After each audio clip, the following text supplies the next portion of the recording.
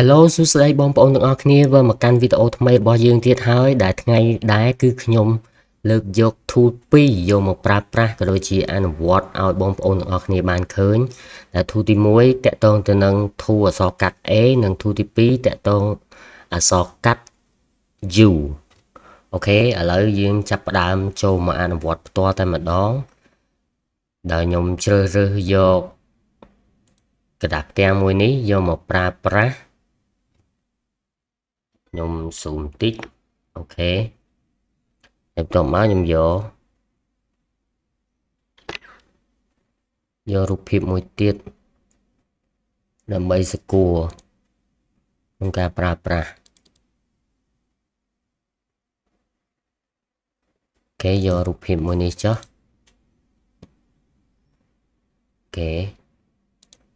អូខេជាដំបូងគឺខ្ញុំបង្ហាញផ្ទាល់តាក់ទងជាមួយនឹង tool 2នេះតែ tool 2នេះគឺមានឈ្មោះថា Path Selection Tool ហើយនិង Direct Selection Tool tool 2នេះគឺមានអត្ថប្រយោជន៍ក្នុងការប្រើប្រាស់វាដោយវាភ្ជាប់ជាមួយនឹង tool អក្សរ I នេះដូចខ្ញុំនឹងលើកយកក្នុងការបង្ហាញមួយសម្រាប់ប្រាប់ទៅបងប្អូនទាំងអស់គ្នាជាដំបូងគឺខ្ញុំយក tool អក្សរ U នេះមកប្រើសិនដើម្បីធ្វើការតាំងបង្ហាញ tool អក្សរ U នេះគឺជាការគូសទម្រង់រូបភាពឲ្យកកើតឡើងអញ្ចឹងខ្ញុំជ្រើសរើសយករង្វង់មូលហើយខ្ញុំដោះអានេះចេញសិនដាក់ដកខ្មៅទៅយកផ្ទាំងក្រោយ background ទៅទេស្អាតអូខេហើយបន្ទាប់មកខ្ញុំបង្ហាញពី tool អក្សរ A tool អក្សរ A គឺជាការចាប់យករូបគំនូរដែលយើងបានគូរចាប់មកដោយទាំងផ្ទាំងចឹងមកយើងអាចធ្វើការលេងពណ៌ក៏បានដែលមានពណ៌ចម្រុះនៅខាងក្នុងហ្នឹងដាក់ពណ៌លឿងចេញពណ៌លឿងដាក់ពណ៌បៃតងចេញពណ៌បៃតងហើយកន្លែងនេះគឺជាផ្ទាំងឆ្នោតកម្រិតបន្ទាត់វាតែវាមាន snow ខាងក្នុងដូចឧទាហរណ៍ថាឡើយខ្ញុំដោះអានេះចេញសិន snow ខាងក្នុងហ្នឹងវាដូចជា tool មុនដែរដែលខ្ញុំតាក់ទងនឹងក្នុងការបញ្យល់អំពី pen tool នេះតែឥឡូវខ្ញុំបញ្យល់អានេះវាអត់មានអីខុសគ្នាទេបងប្អូននេះ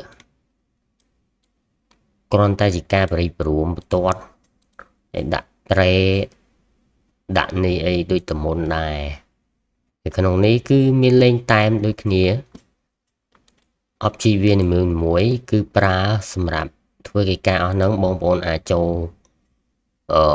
អនុវត្តបាននេះមានលេងអីទេគាត់ដូរកង្វះហ្នឹងដូរឆ្វេងស្ដាំមុខក្រោយលើក្រោមតែប៉ុណ្ណឹងហើយ tool នឹងដែរគឺវាសំខាន់ត្រង់ថាវាចាប់មកបានទាំងមូលអញ្ចឹងចាប់មកបានទាំងមូលអញ្ចឹងយើងចុចនៅកណ្ដាលក៏ចាប់មកបានមូលហើយចំណុចទី2ឥឡូវខ្ញុំធ្វើការបន្ទាបនេះបន្តិចសិនចុះដើម្បីកុំឲ្យវាចេញធំពេកនឹងឲ្យស្រួលដើម្បីធ្វើការបង្ហាញដល់បងប្អូនទាំងអស់គ្នាចំណុចទី2ដូចឧបមាថាយើងចង់ទៅសេអក្សរដាក់លើរូបភាពដែលយើងបានគូរហើយគូរជារង្វង់ហើយយើងគ្រាន់តែបោះចូលបានន័យថាដៅ cursor នៅលើចំណុច point នេះវាលោតចេញមកសញ្ញាអញ្ចឹងនៅពេលយើងចុចពឹបវាចេញជារង្វង់មូលនៃផ្ទាំងអក្សរបានន័យថាយើងអាចទៅសេអក្សរកោងជារង្វង់អីបានតាមលក្ខណៈបន្ទាត់ដែលយើងបានគូរឥឡូវខ្ញុំលុបអានេះចោលចុះហើយខ្ញុំទៅសេឈ្មោះរបស់ខ្ញុំ ដែលខ្ញុំវាយពាក្យអក្សរធំទាំងអស់គឺថាខ្ញុំសរសេរអញ្ចឹងអូខេឈ្មោះរបស់ខ្ញុំ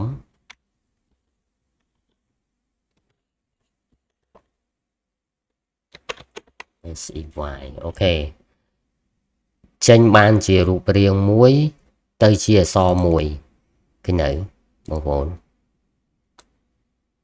ទៅជាអក្សរមួយបាន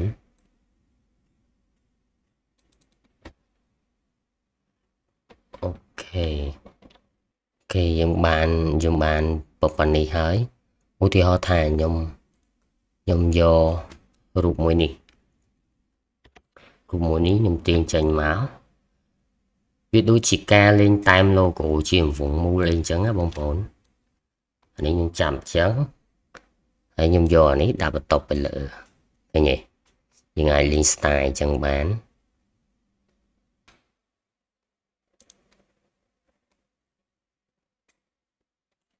នេះ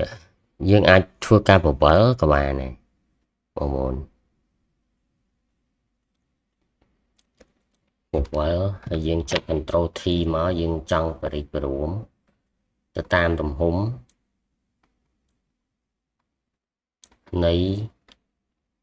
រូបភាពដែលយើងចង់បានអូខេឃើញហើយនេះយើងលេងពណ៌តិចមកលេងពណ៌ដើម្បីឲ្យវាស៊ីពណ៌គីឡូគ្នាឲ្យមើលទៅវា smooth ជាមួយនឹង background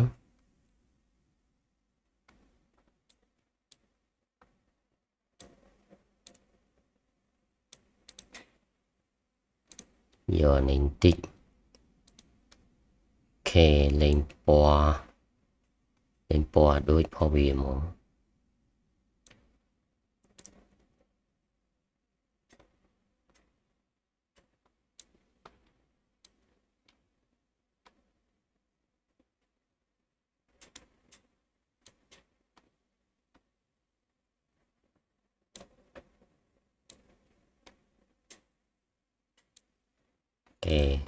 មើលទៅចាំងច្រឡំ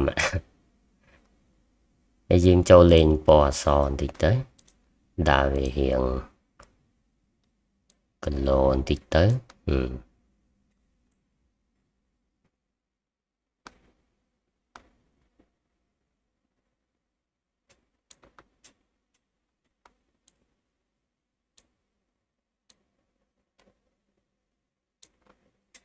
លេខបន្តិច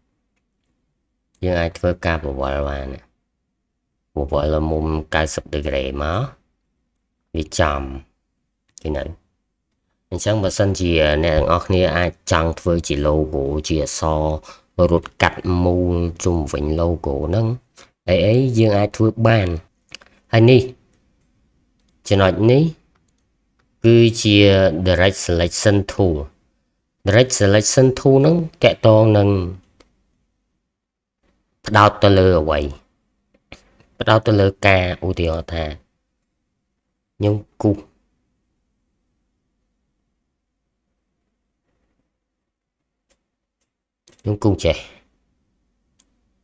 ចេះ direct selection tool ហ្នឹងវាតាក់ទងជាមួយនឹងការចាប់មុំនៃចំណុច point ដែលយើងនេះអញ្ចឹងចាប់បដូរទ្រង់ទ្រាយមានអីច្រើនទេអាហ្នឹងតែប៉ុណ្្នឹងទេ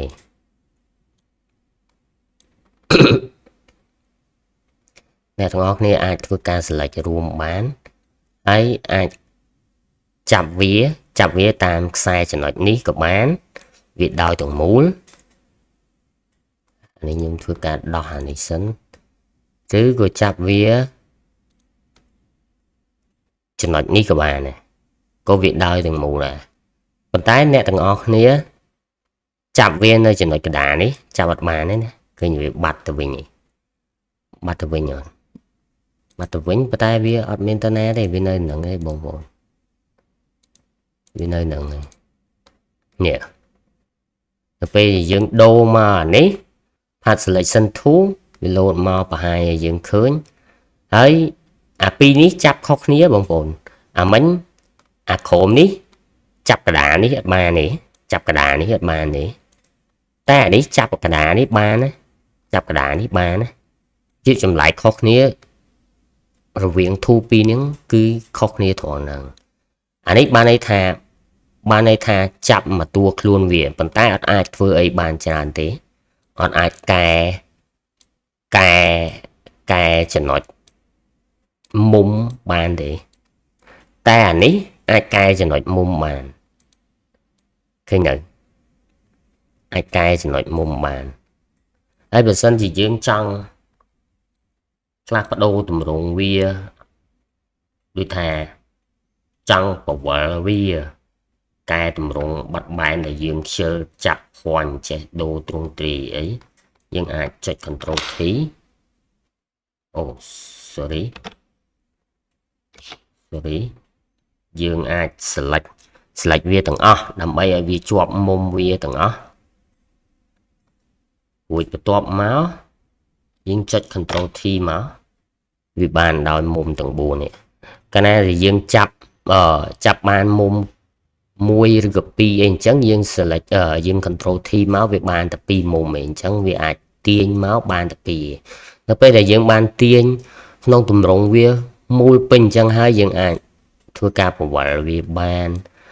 កែបរិបរួមវាបានដោយចុច Shift រក្សាទ្រង់ទ្រាយណា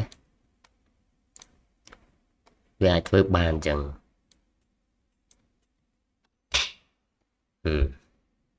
ឥឡូវខ្ញុំធ្វើការលុបវិញខ្ញុំបង្ហាញពីចំណុចកន្លែងនេះបន្តិចពីព្រោះអីអាពីរហ្នឹងវាតោងភ្ជាប់ជាមួយគ្នាទេធូអក្សរ A និងធូអក្សរ U នៅពេលដែលខ្ញុំប្រាប់អំពីធូអក្សរ U ហ្នឹងឥឡូវខ្ញុំប្រាប់បានប្រមាណហើយវាអត់មានអីខុសគ្នាទេបងប្អូនវាមានគ្រាន់តែជ្រុងការ៉េរៀងកោងចុងមុំហើយនឹងអានេះវាមិនដឹងជាខ្ញុំហៅវាជាទ្រង់ទ្រាយអីនេះខ្ញុំភ្លេចមុំប្រភេទហ្នឹងបាត់ហើយអានេះវាជាបន្ទាត់ហ្នឹងគូពីមួយខាងទៅមួយខាងទៀតប៉ុន្តែនៅពេលអ្នកទាំងអស់គ្នាជ្រើសយក direct selection tool វាអាចចាប់បានឡើងដល់3មុំមិន3មុំដូចអ្នកទាំងអស់គ្នាជំរឿនេះឃើញទេខ្ញុំទាញមកវាបាន3មុំវាបាន3មុំអញ្ចឹងណាឬក៏អាចបាន4មុំតែ4មុំហ្នឹងដូចថាយើងអាចទាញបានតែ2ដង3ដងទាញឡើងចាញ់ហើយបានត្រឹមដូរបាត់បែន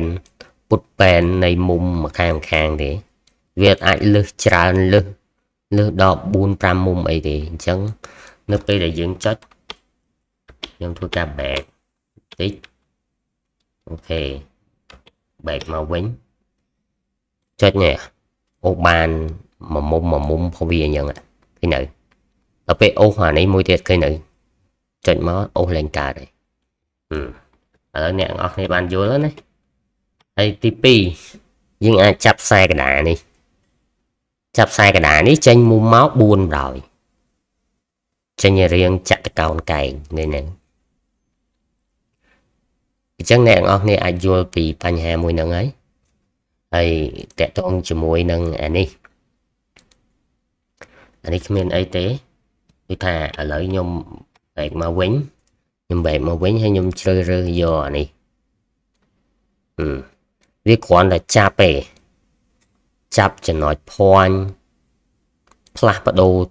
ទិសដៅវាដែលយើងចង់ដាក់តាណាអីតាណាវាអាចធ្វើអីកើតទេអាហ្នឹងបានតែត្រឹមចាប់វងចាប់ខ្សែបន្ទាត់ដែលយើងគូអីហើយអញ្ចឹងណានេះចាប់វងមូជ្រុងក្រែអីអាហ្នឹងសម្រាប់តែចាប់អញ្ចឹងឯងហើយសម្រាប់ទៅសេអសយើងអាចទៅសេអសរត់កាត់អីអញ្ចឹងបានដោយប្រើ tool T នេះជំនួសក្នុងការទៅសេជារង្វង់ បត់បែនការ៉េអីក៏បានមូលអីក៏បានដូចខ្ញុំទៅសេអសនៅ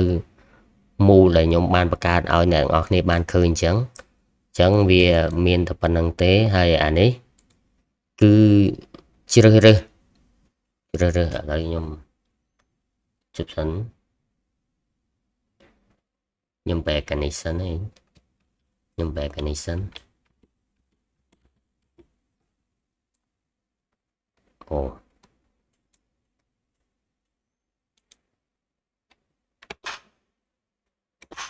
ខ្ញុំបែកសិន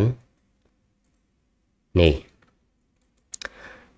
អានេះសម្រាប់គូតម្រង់ជារឿងបេះដូងដាក់ពណ៌នេះទៅវាមានក្នុងតម្រង់នេះបែបផែននេះមានរូបកត្រៃមានរូបភ្លេងមានរូបអំពូលអីមានរូបច្រើនឃើញនៅអ្នកនរគ្នាចង់លេងតាមនឹងគ្រីកត្រៃឃើញនៅមានតាមនឹងហើយអានេះអត់មានអីច្រើនទេបងប្អូនលេងដូចតែគ្នាអញ្ចឹងដូចខ្ញុំប្រាប់មុនអញ្ចឹងអ្នកទាំងអស់គ្នាអាចចូលលេងបានហើយអានេះគ្រាន់ខ្សែផ្ទាត់អីនេះទេដើម្បីក្រាស់តែតងខ្សែផ្ទាត់នេះឃើញនៅខ្សែផ្ទាត់ឲ្យបៃតងហ្នឹងហើយដូរពណ៌ខៀវឃើញវាអត់មានពាក់ព័ន្ធអីទេចឹងអ្នកទាំងអស់គ្នាអាចធ្វើការប្រើប្រាស់នៅក្នុង tool ទាំងពីរនេះបាន tool អក្សរ U ហើយនិង tool អក្សរ A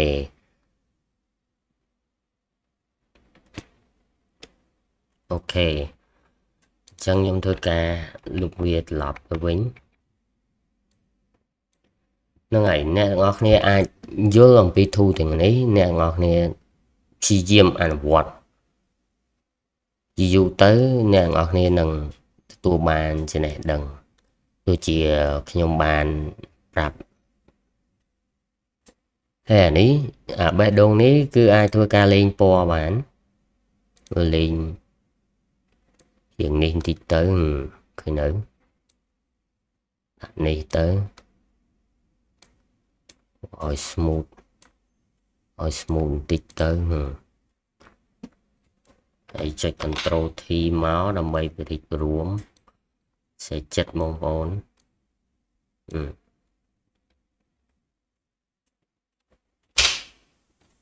ដាក់ចឹងទៅ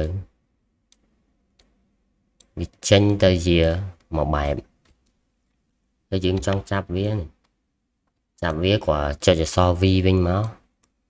ចាប់តម្រូវតម្រង់វាទៅតាមនឹងអញ្ចឹងអ្នកទាំងអស់គ្នាអាចយល់ហើយសម្រាប់វីដេអូនេះដែរគឺមានតែប៉ុណ្្នឹងទេខ្ញុំពន្យល់ថ្ងៃហ្នឹងគឺពី tool អក្សរ U ហើយនិងអក្សរ A មួយអញ្ចឹងអ្នកទាំងអស់គ្នាអាចយកទៅអនុវត្តផ្ទាល់បានហើយសម្រាប់វីដេអូក្រោយខ្ញុំនឹងព្យាយាមធ្វើបន្តទៀតដូច្នេះអរគុណហើយសម្រាប់ការដែលបានមើលវីដេអូរបស់ខ្ញុំក៏ដូចជាសូមជួយចុច like ក៏ដូចជា subscribe ឲ្យផង